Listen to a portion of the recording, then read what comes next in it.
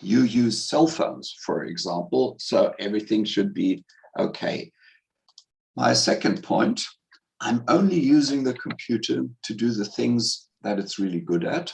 And that happen to be the things that humanists like you and me don't really like doing in the first place. Boring, repetitive tasks like counting, comparing, number crunching, and therefore DH methods don't interfere with my genuine, intelligent, high-level humanistic tasks, like, for example, interpretation and sense-making, because the questions that a computer can handle are, by definition, non-intelligent. That means they are fully formalized and they are context agnostic. It's things like pattern finding and matching. At the same time, because these questions are small scale and strictly defined, I can use the computer and DH methods to look at a much larger amount of objects. I can look at digitized books, paintings, music, and other humanistic objects in a perfectly consistent manner.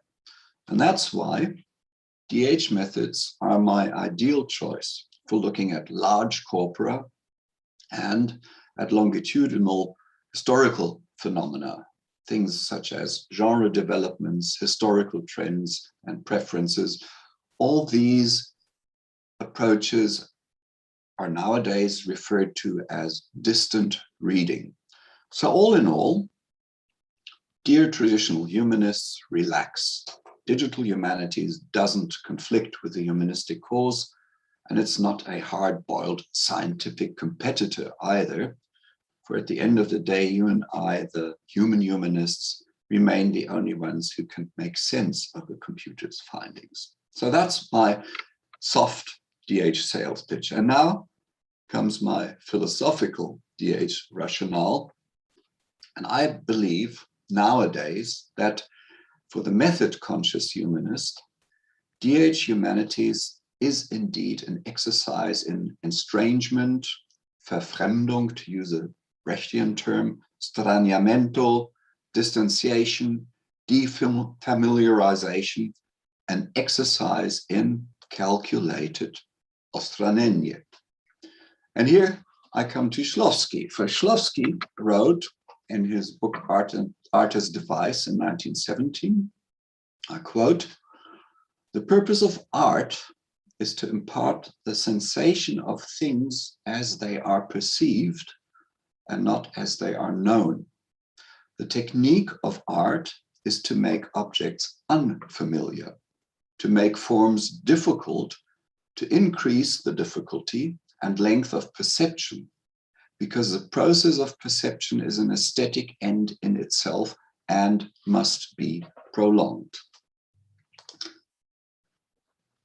If we look at Szlowski's motto here, it is, of course, a motto that refers to art and not to an academic or a scholarly approach to matters. But there is a possibility to try and mirror this onto our field of practice. And the way that I would translate it into something that is of relevance, a statement that is of relevance to the digital humanities, goes like this. I would translate it into the formulation, the purpose of digital humanities is to explore humanistic phenomena as they can be empirically encountered and not as they are already known to the humanities researcher.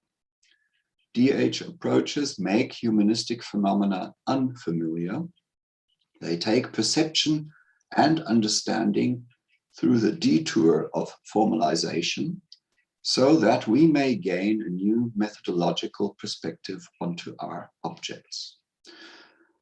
So you see that I am trying to map Szlowski's central idea, namely that of ostranenie, of a calculated and intentional distanciation and estrangement, and use it as a tool in order to gain a new perspective onto humanistic phenomena. And that is what I will now try and demonstrate by way of an example, how that plays out or can play out in a concrete research project. And the project that I will refer to is one of my own projects, and in fact, a project that I was busy with for quite some time. It resulted in a book publication titled Computing Action, a narratological approach. I have referred to narratology in the beginning already. It's the traditional formalist approach to narrative that was developed, amongst others, heavily influenced, amongst others, by the Russian formalists, and then, of course, also by French theoreticians like Todorov and Genet and so forth. And something that interested me when I looked at narratives very early on was this core concept of action. Why did it interest me? Well, because I happened to deal with narratives, with literary narratives that were of varying complexity. Some of them seemed to have a lot of action. Others seemed to be quite slow in developing and narrating an action. And of course, we react to these different types of narratives in different ways, and we do that in an unreflected manner as normal, ordinary readers. But as a scholar of literature, my question was, can I somehow make objective statements about narrated action? Can I, for example, measure action? Can I ask and then objectively answer a question like, which narrative is richer in action? And how much of that action that's contained in the narrative will a human reader actually want to read or be able to read? Coincidentally, right now, I'm rereading Tolstoy's epic War and Peace, and I can tell you that the question of action and the amount of action in War and Peace is quite fascinating, because, as you all know, there are long passages that are very descriptive, and there are others where suddenly the pace of action increases dramatically, the war scenes and so forth. This would be one potential application where it might be helpful if we could objectively measure action. Another example is, of course, Bulgakov's The Master and Margarita, a book that has always fascinated me, particularly because it starts in a very dramatic mode with that grand scene of the tram accident. And I just thought, wow, that's a way to start a novel as an ordinary reader that fascinates me. But how can I actually describe this perception of action that I have as a reader in The Master and Margarita objectively, scientifically? So that's the backdrop to my question. In my research project and in my book, I'm not looking at Tolstoy or at Bulgakov. I'm looking, of course, as a Germanist, at Goethe. And Goethe published in 1795 a series of novellas. This was originally a journal publication in a journal edited by Schiller called Die Horen. And one by one, Goethe published 6 novellas that were then later bound together with a frame narrative. And this whole exercise was modeled on Boccaccio's Decamerone. In actual fact, even the storyline is very similar to, of the frame narrative is very similar to the Decamerone.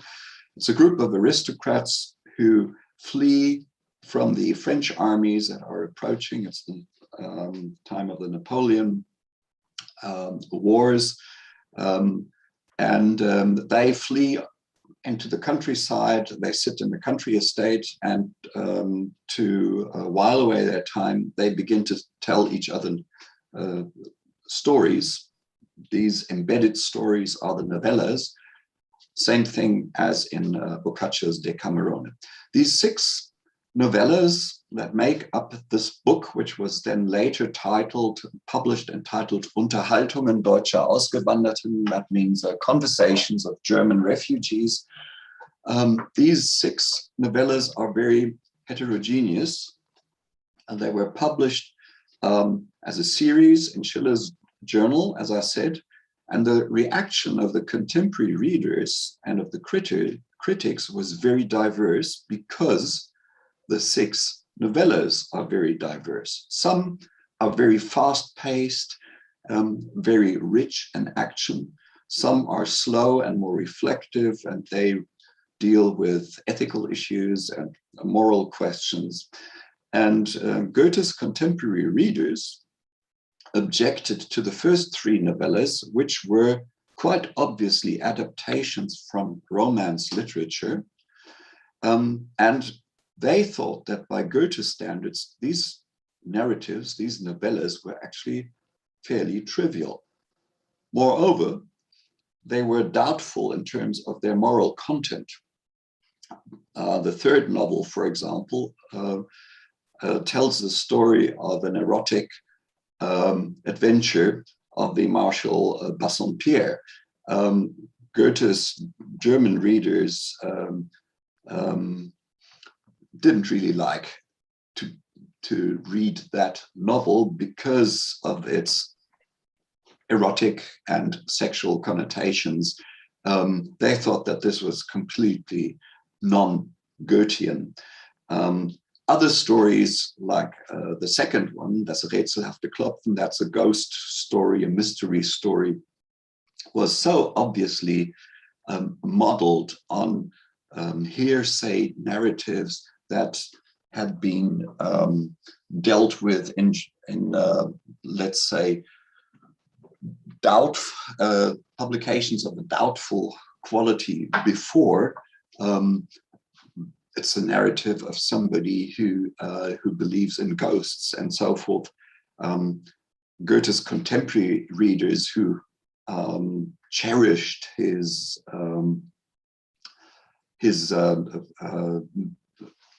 novels, like, of course, Werther and Die Wanderjahre and so forth, thought that this was completely out of line with Goethe. It was, on the one hand, the content that they found to be dubious. It was the obviously trivial adaptations, but it was also the lack of storytelling technique and a lack of meaningful action that they protested against. And this triggered in me again the question, well, what these critics observed and what these contemporary readers reacted to, can I actually describe that in an objective way rather than just impressionistic and against the backdrop of my own aesthetic criteria? Now, what's very interesting when you start approaching a complex narrative from that angle is that you have to obviously get away from being focused on content, and you have to shift your interest to describing and comparing the aspect of form. So how could I do that with Goethe's novella? How could I objectively, and that means without already interpreting the meaning of the individual novellas, describe, measure, and compare their form? And maybe would I then be able to detect something like a form-value correlation? Is there something in the way that a narrative is constructed and narrated that will then have implications for the content? Normally, when I read a book, I'm so fascinated by its content that I considered the form to be something just like an infrastructure that basically carries the content. But maybe form has a much stronger impact on the narrative, and that is what I wanted to find out. And now I began to look at this using what we now refer to as a digital humanities approach. Before I continue with that particular research project, as an example for a digital humanities exercise in Australia, let's first clarify what we actually mean when we say we want to take a digital approach. What is the principle of the digital? Well, the principle of the digital is this. In a digital view onto anything that interests us, we try to describe that phenomenon and we try to model it as context-free as possible. And we normally do that in a series of discrete snapshots or observations, and that is objectively measurable and verifiable observations. You all know the famous example of the race between Achilles and the turtle. It's one of Zenon's paradoxes. And Zenon actually used this to illustrate something that bothered him tremendously, namely the tendency of the developing analytical approach to nature, which in antiquity, and we're now talking pre-Socratian, ancient Greek natural philosophy, people began to look at natural phenomena and break them down into these snapshots. And one of those examples was the race of Achilles and the turtle. Achilles and the turtle start their race. The turtle is given, let's say, a couple of meters headway. And then what happens is that from observation to observation, the distance between the two decreases. But Zenon then argued that because it is constantly decreasing, Achilles will never overtake the turtle. Whereas when we as human beings look at that race, we will obviously see the fast runner Achilles overtaking the turtle. Because our normal, non-digital, our analog view as phenomena is not context-free. We are normally part of the system that we are observing. And I think that this being included in the system that we are observing is really something that is at the core of the distinction between the analog and the digital. So whereas the digital view will abstract from context and will break a complex phenomenon down into individual, discrete observations, the analog view is a continuous observation. And, oh, sorry, one too fast. It actually includes ourselves.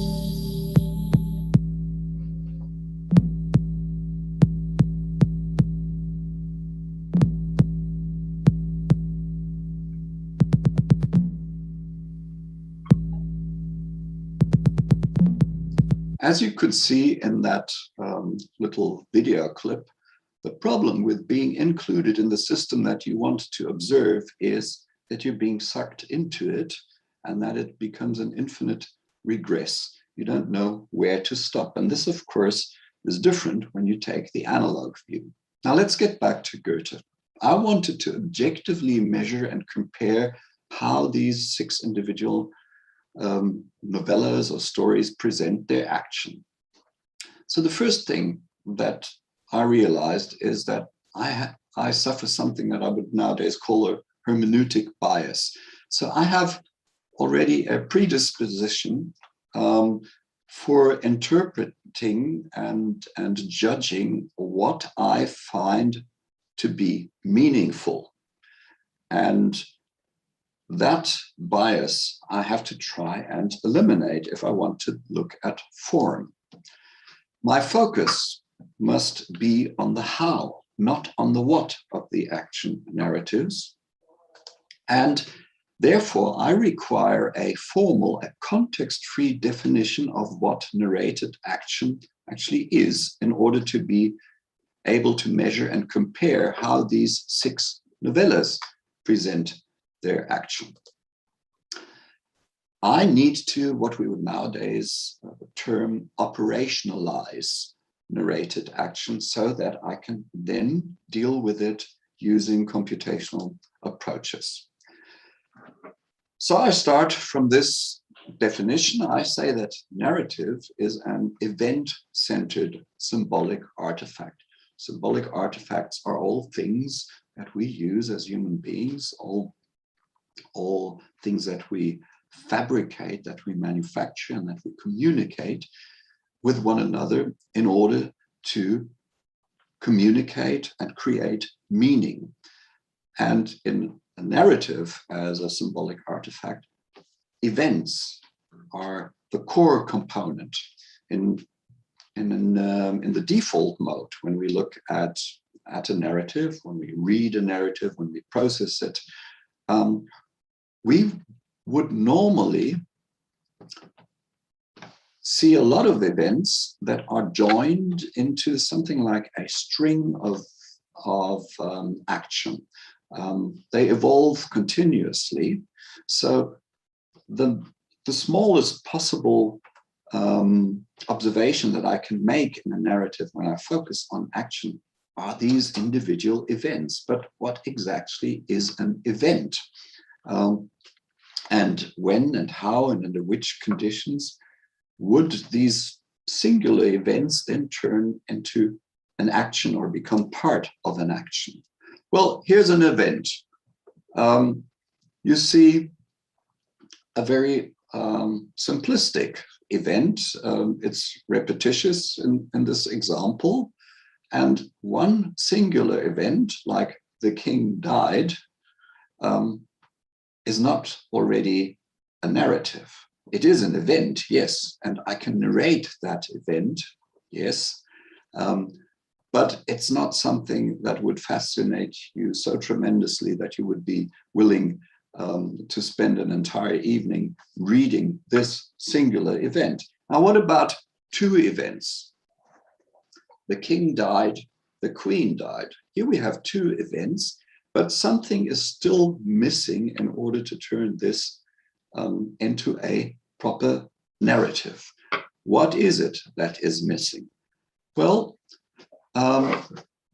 the British literary critic and theoretician Edward Morgan Foster, in his book Aspects of the Novel, used this very example of the king died, the queen died, and then said that, well, there's 2 things that we have to add here to turn this into a valid minimal narrative. First of all, we need to put something in between the 2 individual events to join them together. It's the and then. We have to create sequentiality. And the second and very important thing is we also have to include motivation. When we add this these little 2 words at the end of this sentence, the king died and then the queen died of grief, then suddenly there's something that will turn the mere sequence of 2 events into a motivationally reasonably coherent piece of information about something that happened in the real world or in a fictional world. It is this motivation aspect that is really as important as the sequentiality aspect. So that brings us to the next question. What is motivation? Motivation is something that is very individual, very subjective. And if you want to find out about somebody else's motivation for doing something, you would have to consider context, world knowledge, conventions, a lot of stuff that is very, very difficult to come to grips with in a purely context-free approach, it is basically impossible to do that in a context-free approach. So it seems as if formalization hits a wall when it comes to looking at motivation. Yes and no, because this crux of modeling action, these state transformations in events, a state transformation like alive to dead or happy to sad, so forth, these events and their sequentiality can be easily modeled. But how can we now model motivation without reference to context? Motivation is a semantic category.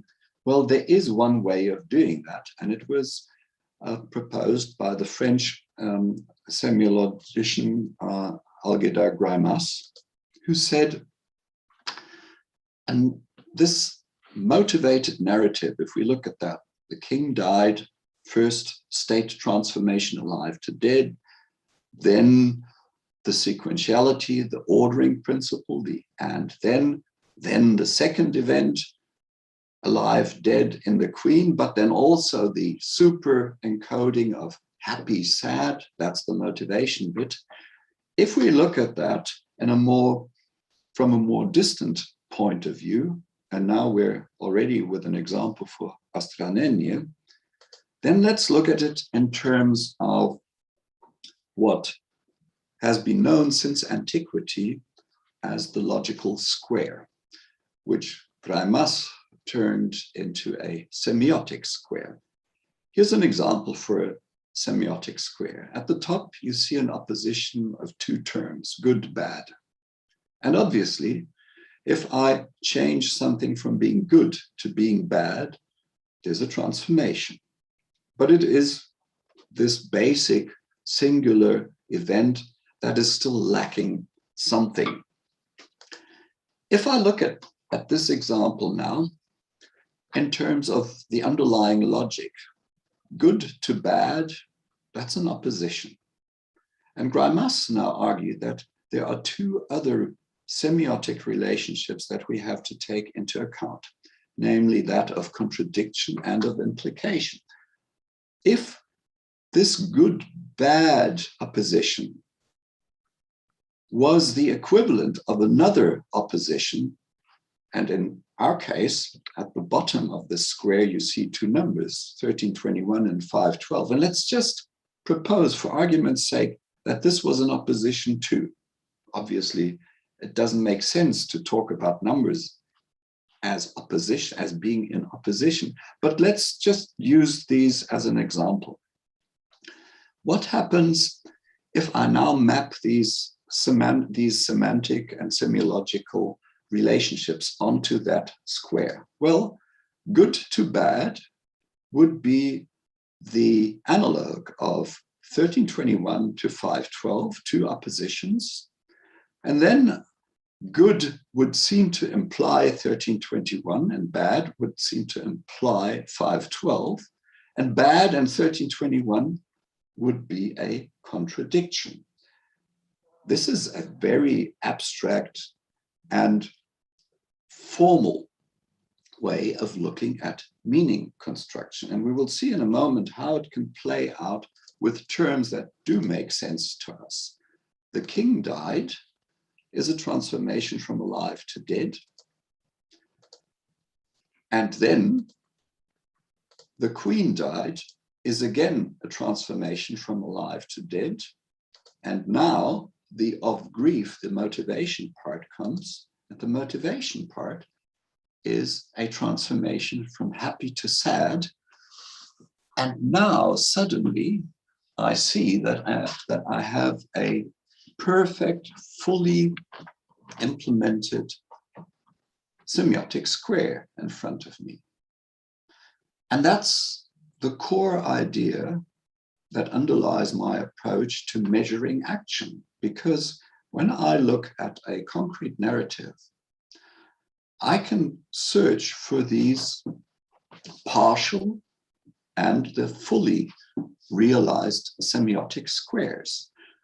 And I can do that by computer. And we will see how that plays out. So a well-formed minimal narrative, which is an episode, is something that realizes a fully, perfectly realized semiotic square, like the one that we see in this particular example.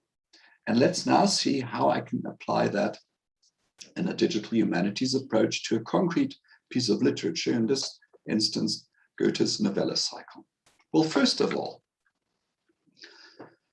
I want to make sure that I won't override my step-by-step observation of how the narrative is formed and how it works by already interpreting it in terms of what it means. In order to achieve that, I segmented the novella cycle into 22 segments, and I rearranged those segments in random order. Now, if you do that with a novel, you will find it very difficult to continue interpreting that novel in a holistic fashion, because the bits and pieces, these randomized in this randomized order, make that very difficult. What you still can do is you can look at individual sentences, you can look at small components across those segments. And in my instance, those small components that interest me are the events.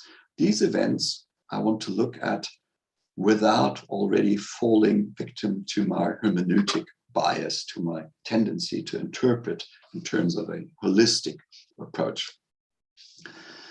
To do this, I developed a couple of pieces of simple software that allowed me to now work through this artificially created, randomized text in a step-by-step mode on the very basic level of eventions. I randomized the text.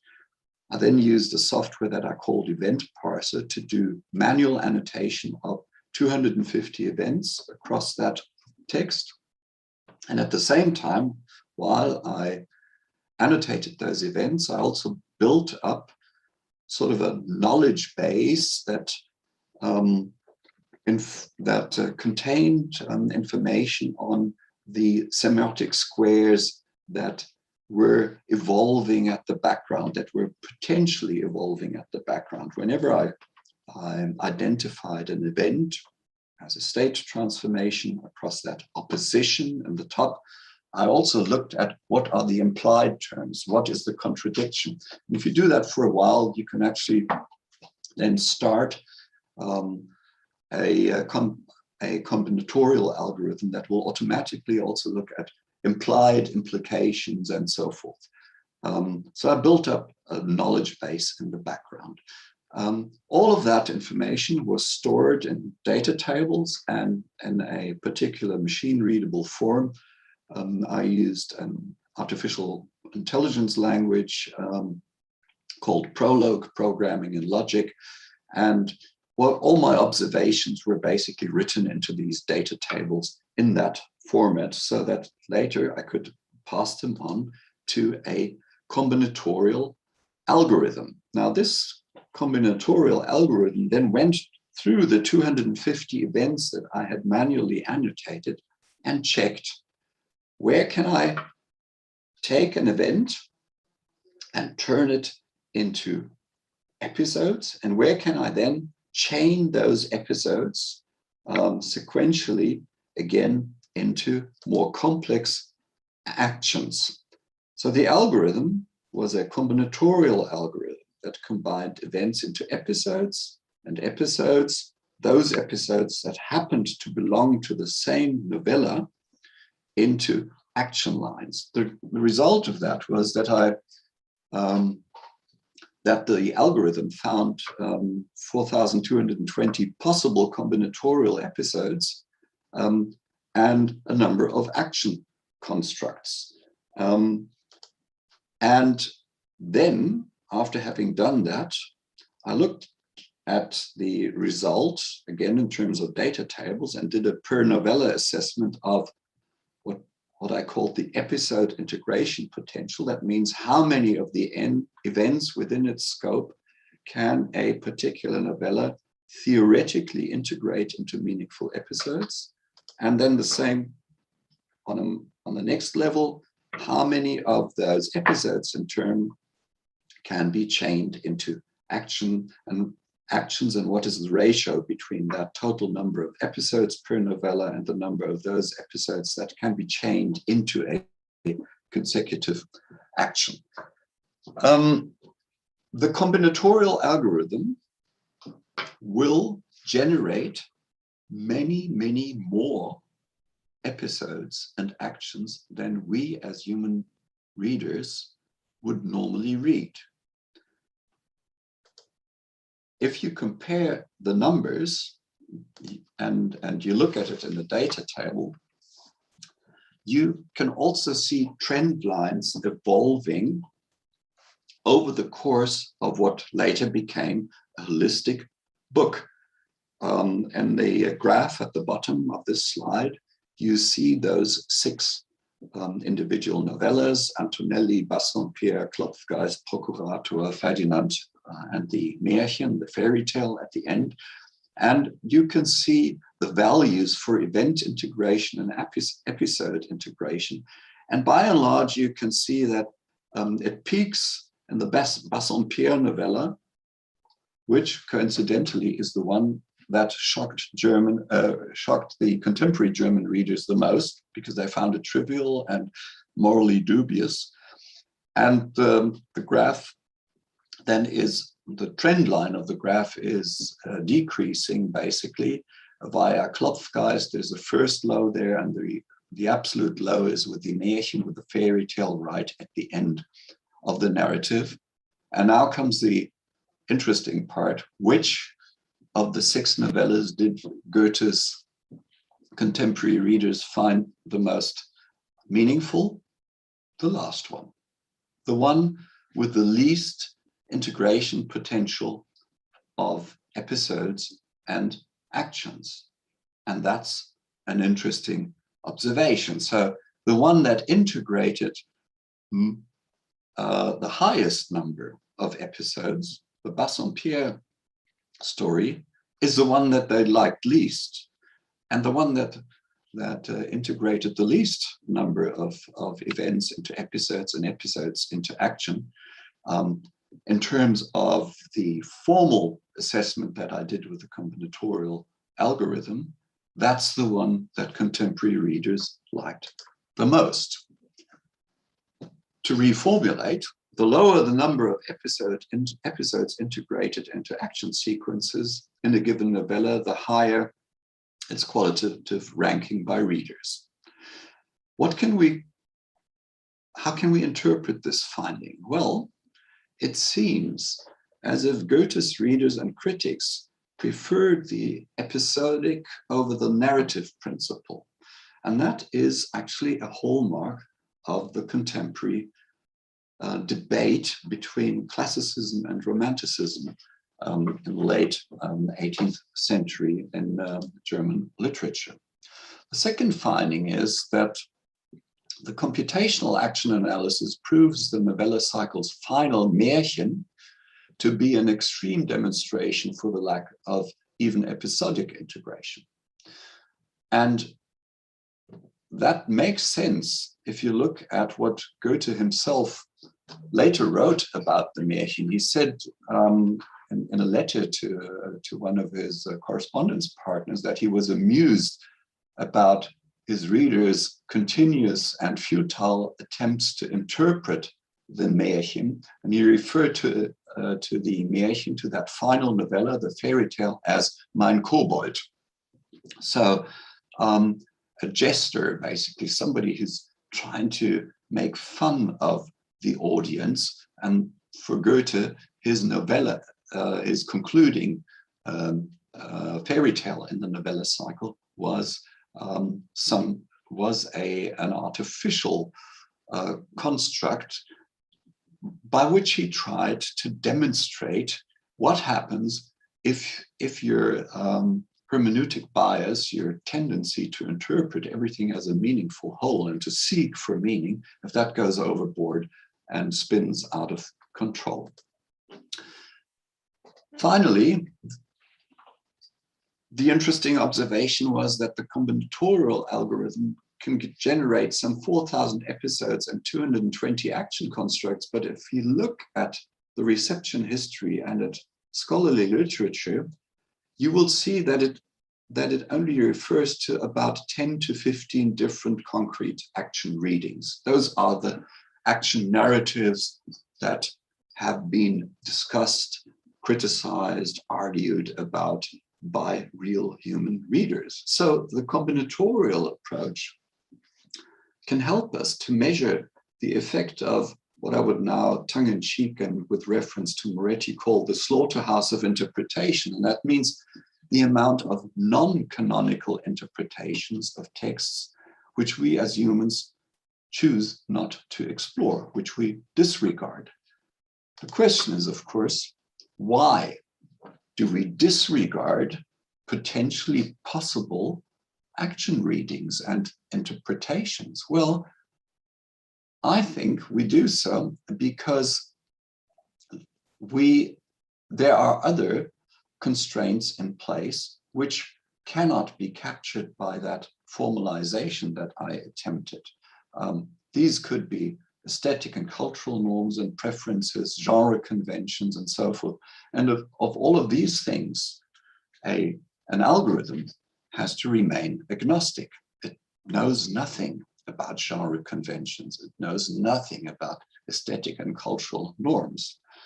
But that's exactly why it is interesting to use the formal approach and to exploit this digital astranenie, because we can now observe the difference, the difference between our human sense-making orientated way to deal with a symbolic artifact and its basic formal context-free properties.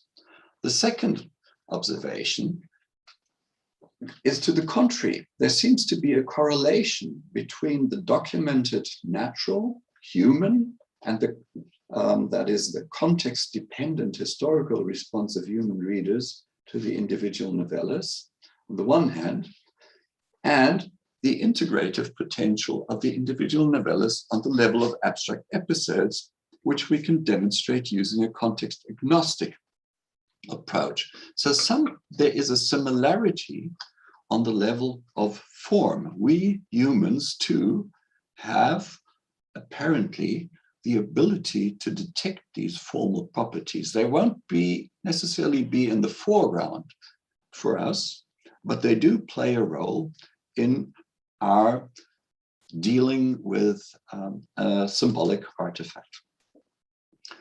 Against this backdrop, a couple of follow-up questions would then arise. The first set of questions refers to the specific field of literary studies in this instance. For example, one could ask, is that observed correlation statistically significant, or is it just a coincidental phenomenon? Could we verify these findings, for example, in a broader corpus-based study? Second follow-up question could be, how can we test if there is something like a general correlation between our natural context-dependent human reading of texts and certain of its abstract formal properties? And the third question would be, which of our human responses to texts and other symbolic artifacts are hard-coded in these objects and are therefore relatively stable across time and cultures, and which are quite obviously historically and culturally specific? The second set of follow-up questions is more from the DH perspective, and that would be questions like, can we annotate phenomena like events and episodes in a completely automatic and a non-intelligent and statistical approach? That is what plays a big role in contemporary digital humanities, that we have switched from intelligent human reading and annotation largely to a statistical and stochastic approach, where we look at how humans have read things, or how what structures we can observe in a corpus of objects, and then apply statistics to filter out patterns. And the second question could be, what would be the conceptual consequences if we replaced our formal model, like the Greimassian semantic square, with a completely statistical model of action?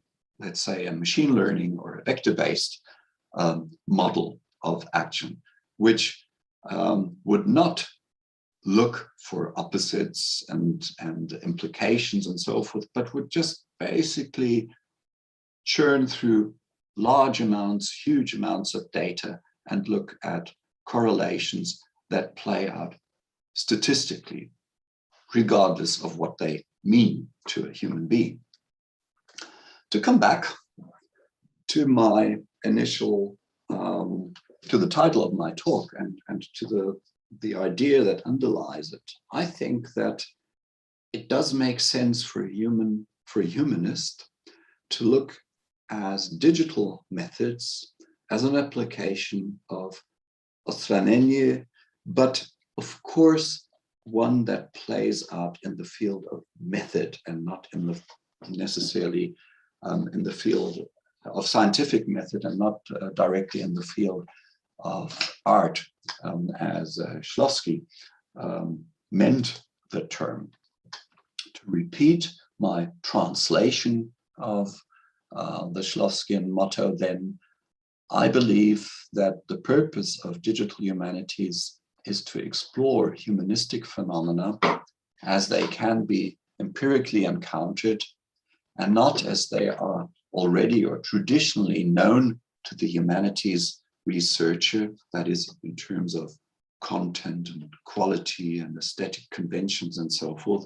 So DH approaches make these humanistic phenomena unfamiliar to us, and they take our perception and our understanding through a detour of formalization in order to enable us to gain a new methodological perspective onto our objects.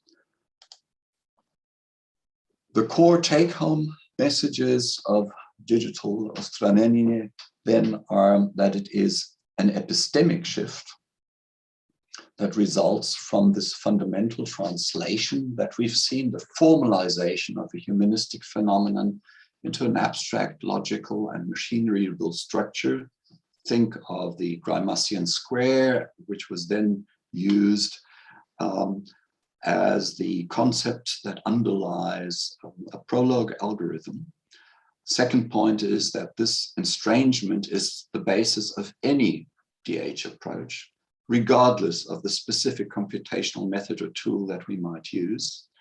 And the third point is that our task as digital humanists is to make this estrangement productive in a differential approach and analysis. These things that we do using computers are not self-explanatory. They have to be translated back into human discourse on symbolic artifacts. And my final point is that when we do all of this using computers and using digital approaches, let's also remain self-critical, and let's also have some fun in doing it. I love my new iPhone.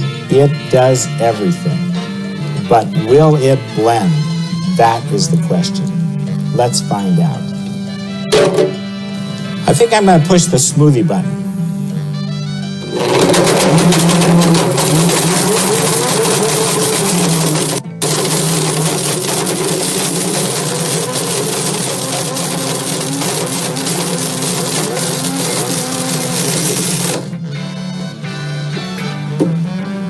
I smoke. And with that, I thank you for listening to this presentation.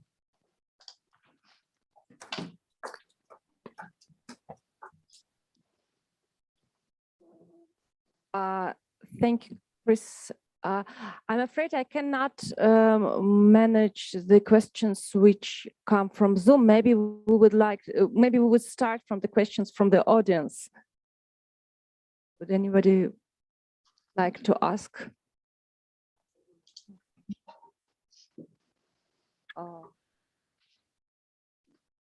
It seems that there are no questions here in the audience.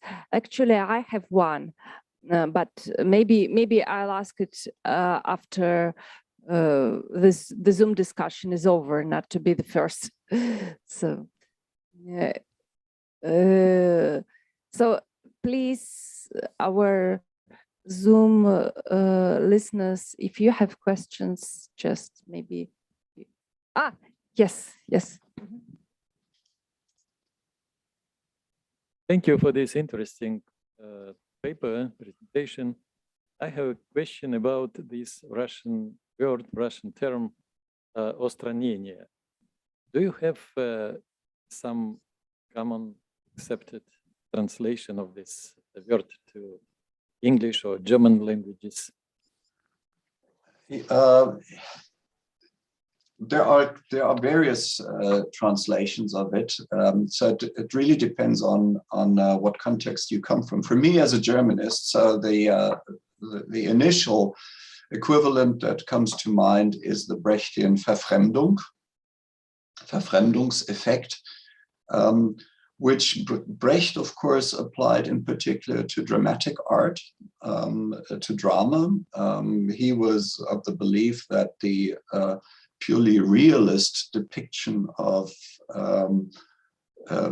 human behavior in the theater was not good enough, that you would actually have to mark formal features of language and of dramatic form and foreground them so that the audience was aware that they were not watching what he called the Guckkastentheater. They were not looking into a box seeing an equivalent of the real world, but they were looking at an artificially constructed representation of the world.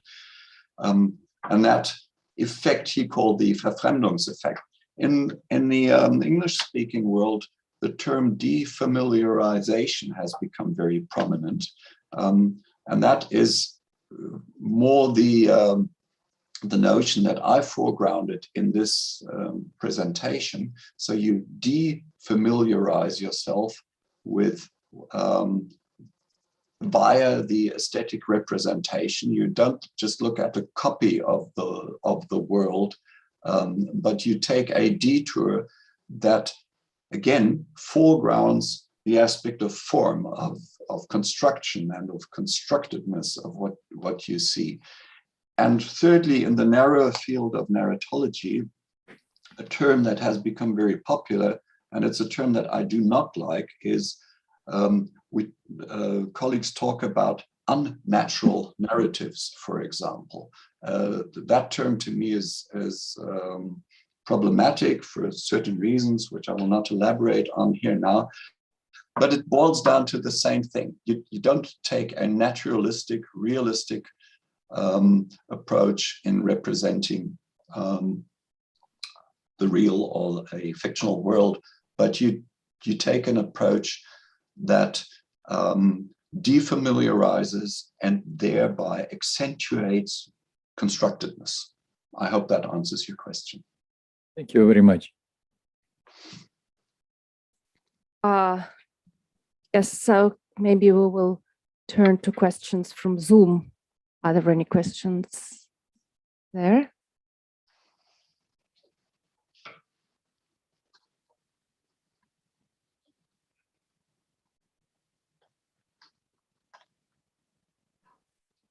Okay, if there is some pause, then maybe if you don't mind, I would like to ask something. So, Chris, I'm really sorry if I've missed it, but still, can we somehow interpret why the readers did not like the first novel in the context of the of what we know now about actions there in this first novel. I mean, how can we interpret that the readers did not like the novel with more action and more? If I got it, I got it right, and they liked more the novel with less action, which actually seems to be maybe more dull. I don't know, for most of the readers, like readers do like action. So what can you say? Yeah, well, Goethe, of course, had many contemporary readers to begin with. The readers did not all react in the same way. So there were readers who would probably have said, finally, oh, I'm so happy. Goethe is telling us a story that I do understand, and it's not that complicated and not so overburdened with symbolism and so forth. It's a straightforward action, and I know what's happening, and it's a ghost story, and so there were readers who were happy to be confronted with these stories. But Goethe's main readership, those people who had come to appreciate his literature and who looked up to him as the German author of the times, thought, well, this is really substandard. He's telling us a trivial ghost story where the action unfolds in a very predictable, stereotypical way.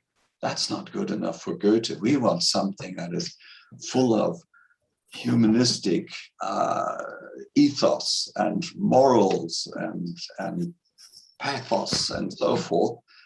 And the interesting thing is that those readers preferred to read the final Märchen, that fairy tale, which is right at the end of this novella cycle. If you read that thing, and I've read it a couple of times, to my mind, it is actually a parody on a narrative, because it has so many loose ends. And Goethe so ostentatiously tries to make good for the loose ends by burdening this narrative with symbolism. It's like a joke that he's playing with the contemporary readers, but the readers fell for it. They loved it. And also secondary literature loved it. It's one of the most interpreted pieces of Goethe's that he's ever written, but nobody's ever been able to offer a concise interpretation because it doesn't make sense. It was constructed not to make sense. And for some reason, that's exactly what Goethe's readers wanted. They wanted a hard nut to crack, and they wanted humanistic ideals and ethical values. He supplied all of that, but not in a coherent fashion. The backdrop to that, and I think that's part of your question, is, but why exactly were these readers looking for that type of non-narrative, so to speak, non-action narrative? Why? Well, one of the core aesthetic ideals of Romanticism was fragmentation. The Romantics, the German Romantics, the late Romantics, tried to basically deconstruct representations that offered holistic interpretations of the world. They loved to do the exact opposite, namely develop narratives and other artistic representations that were fragmented and that invited the reader or the perceiver to rather engage themselves actively with what they observed and generate potential interpretations and complement the aesthetic work through their efforts, than just take in a fully developed representation and say, well, this is now my matrix for explaining the world. So it was a philosophical, intentional fragmentation. And because the contemporary readers of Goethe's were trained in looking for that, The so-called trivial stories that were formed part of the novella cycle were obviously in sharp contrast to that aesthetic ideal. And that's why they didn't like them. I hope that answers your question. There was a Zoom question here, which is not popping up any longer. Sorry. Yes. Yeah. Can defamiliarization become a massive phenomenon and transform our routine communication and narratives due to the widespread digitization? That's an interesting question. Mikhail is asking. Could you repeat the question once more, please? Because we cannot see it from here. And okay. It was.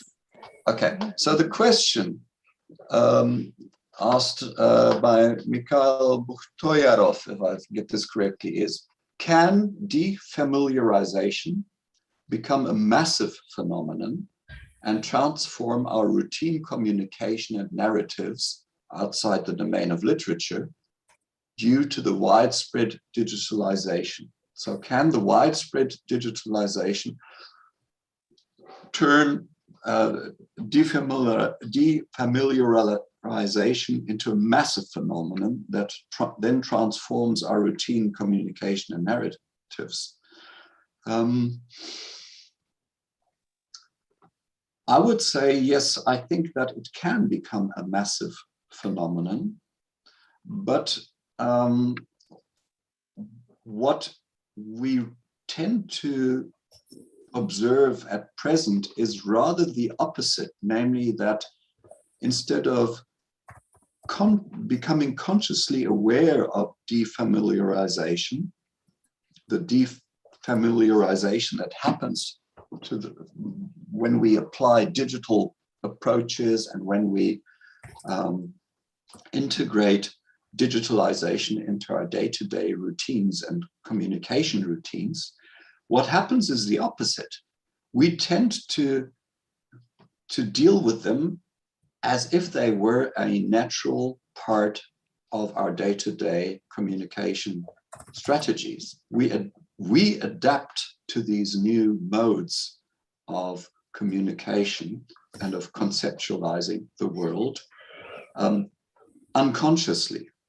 And that, of course, is a pity, because rather than using them consciously in order to broaden our minds, we simply adapt to them and turn and change our communication strategies. One example for that is the effect that text messaging had originally on our communication practices. Remember, the old SMSs of the first generation were something like, what, 120 characters or 140 characters. Then Twitter did the same, and then they doubled the amount of characters because they studied how users reacted to Twitter under these constraints. And so you can see it's a play of the digital communication strategies and the technical constraints can be modified, but also our actual communication routines and the way that we conceptualize phenomena will adapt to the digital world. An example for the latter is the use of digital means to navigate. Things like Google Maps, when you drive or you navigate from A to B, many people cannot read a printed map any longer.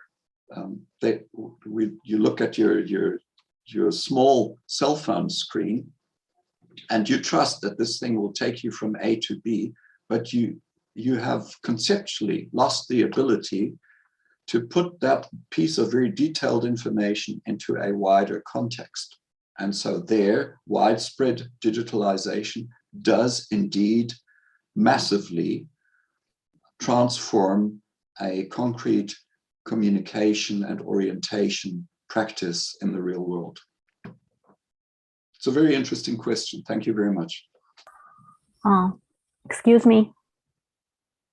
Can I ask a question? Yes, please go ahead. Yes. First, thank you very much for your wonderful lecture, and it was really very interesting. Vielen Dank. My question would be more methodological, even technical. You mentioned that you, for the purpose of your research, you separated the pieces of literature into very small chunks and randomized them. Yes. How did you define how small they should be? So does it matter? I mean, how methodologically would it correctly be done? I mean, okay, the way that I did it was, I would say at best semi-correct. I just took the total amount of words. For me, the smallest unit was a word, and I divided that by 22. Boom, and then you get so and so many words is one segment. But because I already knew that at a later stage I would have to revert this process, namely when it came to identifying which episodes fell into the boundaries of which particular novella, and then you would probably get the problem of overlapping borders. You know, you have an event, for example, where the opening state lies in one novella and the closing state lies in the second novella. You can construct an event, that transformation from state A to state B, but it overlaps a novella boundary, so to speak. So that worried me a bit. And then I thought, well, must I actually in the segmentation somehow make sure that I can exclude this effect? I tried that and came to the conclusion that no, that's not what I want to do. I want to do the exact opposite, because this is exactly one of those reading habits that we as human beings, as natural readers, human readers, will apply. We will say it doesn't make sense to assume that an event crosses a novella boundary, whereas a combinatorial algorithm will say, well, hang on, that doesn't matter to me. You know, as long as I can combine these two states in a meaningful way, meaningful in terms of what you gave me as formal constraints, that's okay. What's wrong with that? I followed the second approach. So my segmentation in the end was purely numerical. Total amount of words divided by 22. Boom. Segment. And then take those segments and then just randomize their order. Thank you. Does that answer your question, Anna? Yes, thank you. Thank you very much, Chris. I'm afraid we're out of time now, so maybe we should finish now. But I think it's possible to. How do you organize this after lecture questions during the coffee break in Zoom? I don't know.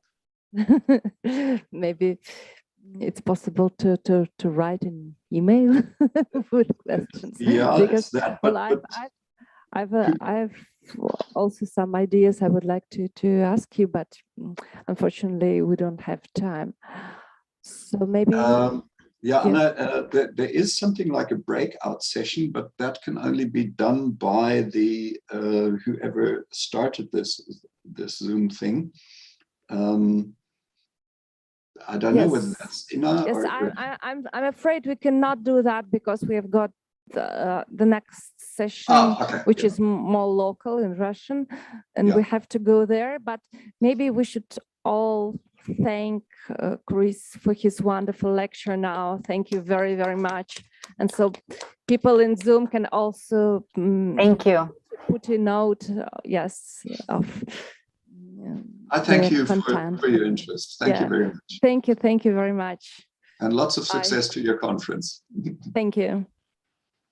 Bye-bye.